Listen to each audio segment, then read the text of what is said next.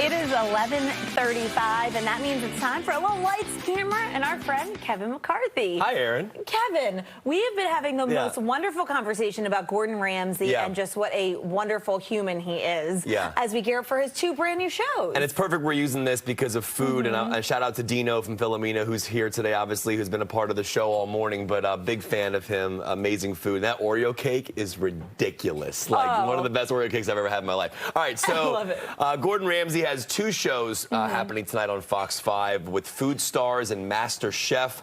They're both playing back-to-back starting at 8 o'clock tonight. Food Stars is a brand new show about him searching for an entrepreneur to invest in, a competition show as well. And obviously Masterchef is a big deal, been on Fox for a long time now. So we spoke about both shows, why he feels that you should commit 2 hours tonight to watch both shows back-to-back, but also what inspires him now. And he talks a lot about the Wharf in D.C. and how why he wanted to localize the Hell's Kitchen place and not make it too much of like a chain, more of like, let's make this as local as possible. So here's Gordon Ramsay and I talking one-on-one in New York. This was from last week. Take a look.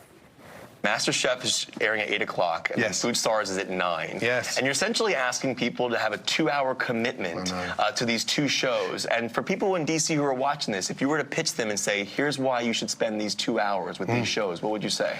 I mean, first of all, Masterchef is close to my heart. You know, we launched that over 10 years ago. And secondly, they're amateurs going through that transition, getting into that professional world. So that's just sort of the benchmark on how good amateurs are, which is a great reflection of what this country is all about. And Food Stars, for me, is a little bit more entrepreneurial. 15 tenacious, hungry business ideas that are sort of relishing the chance of a $250,000 sort of kickstart into the business. Sometimes it's only an idea.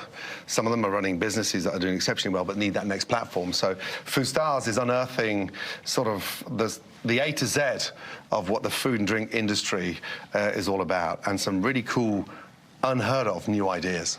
You know, you've been doing this for years, and I would imagine that inspiration it comes at different times. I would imagine it came differently when you were first starting out than it does now. What is the difference between the inspiration you find yourself getting now than you did when you were first starting? And are there any overlaps still? That's a good question. I think the difference is just how big you can go. You know, when I first started, you know, we weren't blessed with the internet. We didn't have that access to information, and so the food world was more fragmented.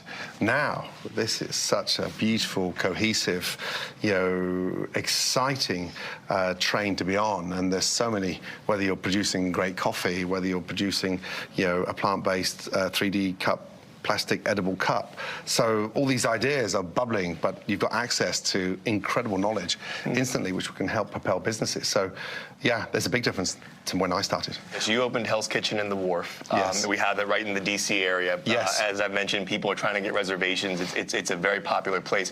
When you're opening restaurants in different cities, how do you approach the opening? Because at the end of the day, every city's different. Every person that goes to your restaurants in different cities is going to be different. How do you approach like the D.C. area when you're opening? Yeah, really good question. So we tried to localize the restaurant, even though that is a huge brand and it's been on Fox now for the last nearly 20 years. We're 22 seasons in.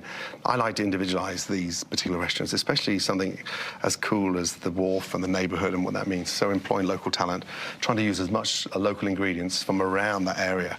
And then, you know, whether it's the wine program or the culinary program, tap in to everything local, whether it's the culinary school, the education point of view, but more importantly, promote within.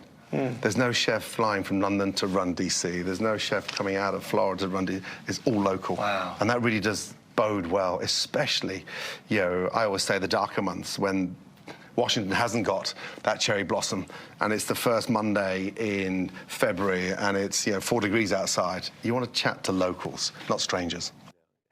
All right, that is Gordon Ramsay and I chatting one-on-one for the new season of Masterchef, also the brand new show Food Stars, also talking locally about how Hell's Kitchen is different here in the D.C. area than it is anywhere else. Beautiful. And also the fish and chips place as well. We got to make a milkshake together there, Kevin. Yeah, and find that video. To this day, one of my favorite segments I've ever done. Fox5DC.com. Look up that video. And thanks to Gordon Ramsay for always being so kind. So appreciate it. Love, love, love Gordon Ramsay. Thanks, Aaron. And you, Kev. Thank you. Well, love you too.